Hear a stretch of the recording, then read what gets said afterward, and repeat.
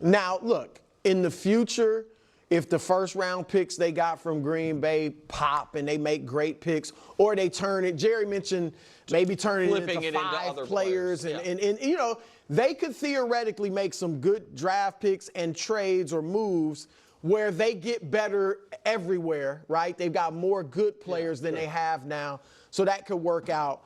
But this year, no way. All right, we've already talked about it, and I won't get all into the EPA and all that, but how a lot of these numbers suggest that Dallas, with Micah on the floor, or on the court, or on the field, all of the above, for 4 years, was the best. They were the best defense in the league. With him off the field, they were the worst defense in the league. And Jerry can talk about, well, we're going to be better against the run. Well, you know how, let's say, theoretically, and we'll see if that's proven out, they are better against the run. But they're not going to have as good of a pass rush, if any pass rush at all. So you know what teams will do? Gash them through the air, which will open up the run. All right, so there's no way they're going to be better. And I get it if, you know, I even mentioned that there have been little reports here and there about the locker room and Micah rubbing people the wrong way. And not just reports. We saw the safety, was it Malik Hooker? Who had an issue with it. DeMarcus Lawrence on his way out of town. It's not just like anonymous reports. Like there were some issues there. There was some stuff. You don't, whether it's the NFL, NBA, Major League Baseball, like, every team's not going to get along. Everybody doesn't have to be buddies, all right, as long as you get it done on the field. And if there's issues with Dak and Micah, Dak's on one side of the ball, Micah's on the other, right? Like, no. There's no way they're better off without Micah Parsons. Listen, Brian Curtis, the great writer and media reporter, always talks about these like post-trade stories or post-coach firing stories as the now they tell us. You know what I mean? The emptying the notebook, and some of the lines in this were egotistical and self-centered. You know what I mean? About Mike is one of the quotes. To which I say, I don't care. I have a weird rule about football. Your pass rusher or your wide receiver can be kind of jerks or a little crazy or a lot to deal with, because that's the history of the greats at that position. Can't have your quarterback doing this. I oddly don't think you can have your center doing this either. You know what I mean? Well, he has the ball. No, I think there are, but I think that, yes, I understand Dwight Freeney and Bruce Smith were consummate pros. But Lawrence Taylor and Derek Thomas and newly minted Hall of Famer Jared Allen and our friend Terrell Suggs and all-time legend Von Miller and Patriot great Chandler Jones and Cowboy legend Charles Haley all did a bit more than podcasting en route to Hall of Fames and championships and 100-plus sacks. Like, it's okay. It is the team's job to deal with the kind of erratic, crazy guy, which I don't think Micah is, by the way, that goes after the quarterback. Micah's not crazy. He's not a bad guy. He's not getting in trouble. He's a little talkative. Yeah. This is actually a really interesting conversation, because we talked about this, like, essentially, I guess, like a year ago, talking about Micah, how he is in the locker room, how does it influence people, how much does it matter, and they're both right and they're both completely wrong at the same time here. Because, like, Bruce kind of saying, like, oh, everybody doesn't need to get along, yada, yada, yada. And, like, there's a lot of truth to that when you're already a great team and a special team and kind of tied together by maybe, like, a great coach or a great quarterback or both, ideally. Like, then you could be a lot more rough around the edges, and especially from, like, a culture standpoint, from everyone getting along standpoint. Because there's plenty of teams that get along great and they're just not good enough. But the really, really special teams that are great and they also get along together, they're so much more resilient. They're so much more connected. Sorry, Cowboys fans, but, like, that was what the Eagles were last year. And it's what the Eagles were in 2017 as well. Like, those things do matter. Those things really do matter. And even the 49ers teams of the past, specifically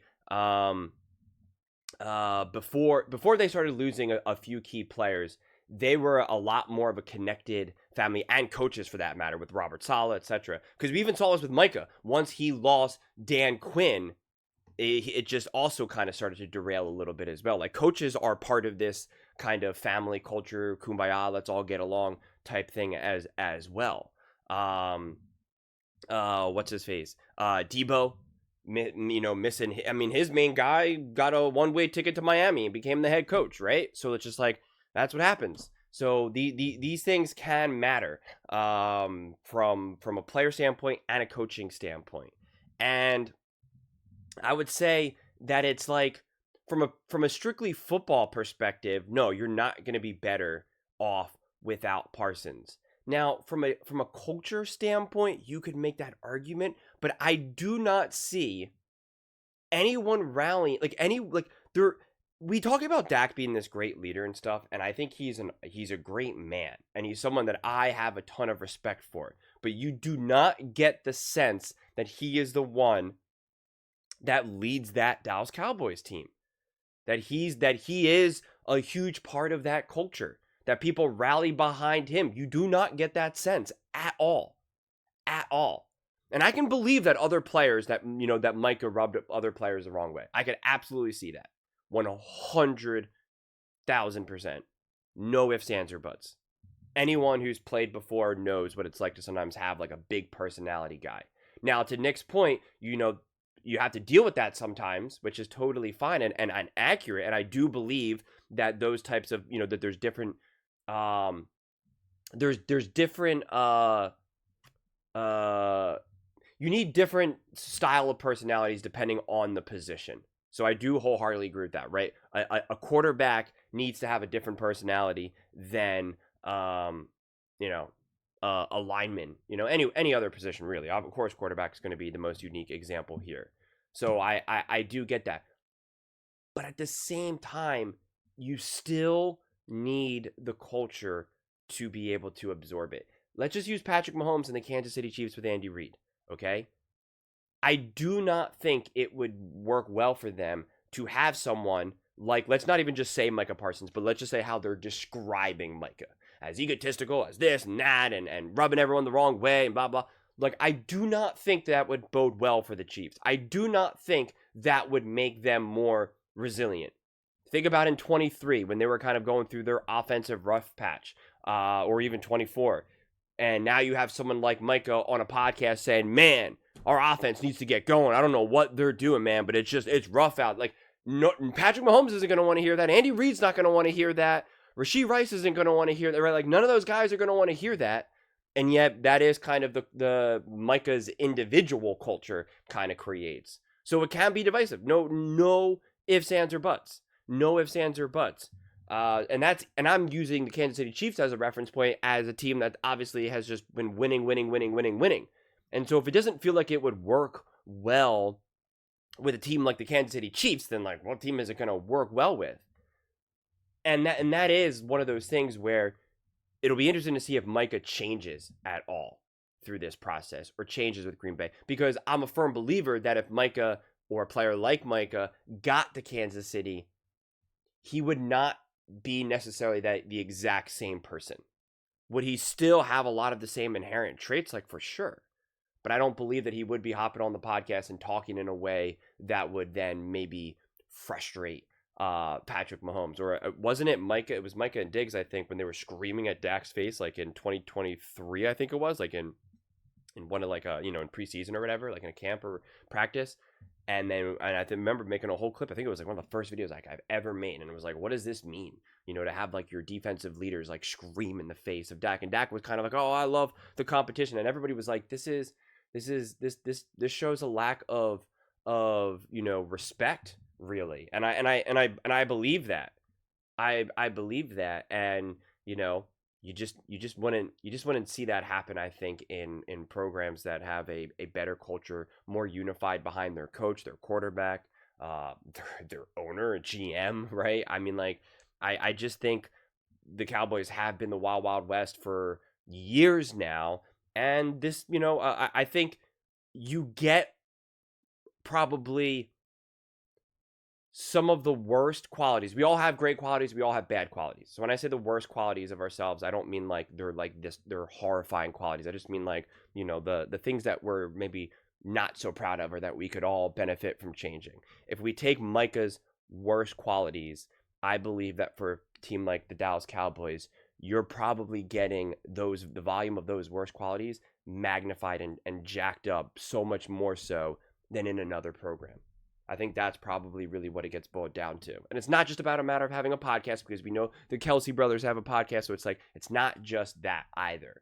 It's more layered than that. But I don't think it's smart enough to just kind of dismiss things like this, because it does matter, but it's also not everything either. Surprise, surprise, it's somewhere in the middle. I think if the Dallas Cowboys, if you had more trust in a Jerry Jones to actually build a culture, like let's say like this is just where the Cowboys had been recently, and it's just like, all right, we just need to hit a reset button. Then you can make the argument, you know what, let's get Micah out of here. You know, Dak's only 27 years old, 28 years old. Like let's try to get a culture of a leadership behind Dak. Like that's what we want. We got our new coach. Like let's really try to build something grounded, familial here. Like let's hit that reset button. Let's get back to just all about winning business. Let's do it. Then that would be a great argument. Then you could say, okay, you know, like you could see the decision making a little bit more sense from not just an X's and O standpoint.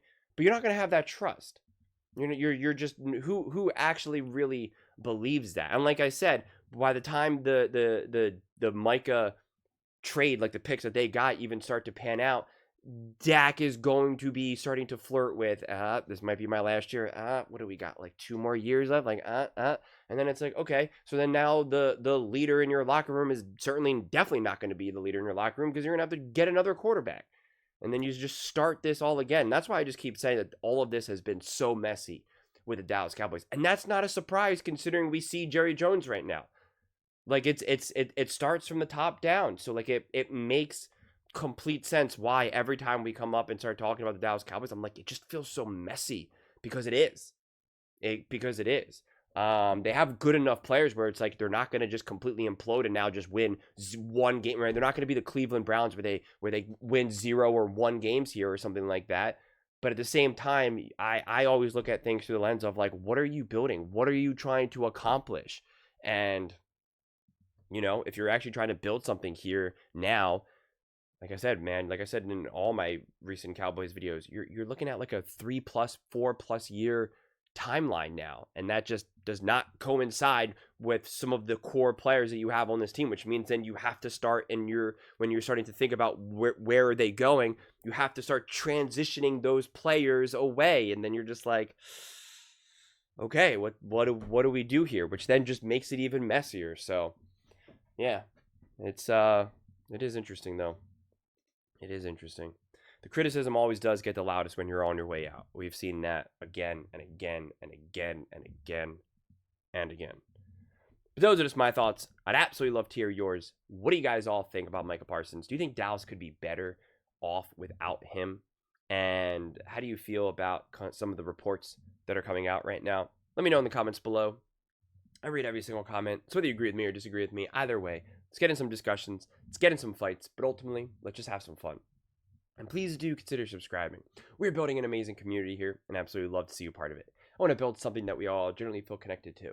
Something that we're really excited to be a part of. I think we're well on our way to doing it.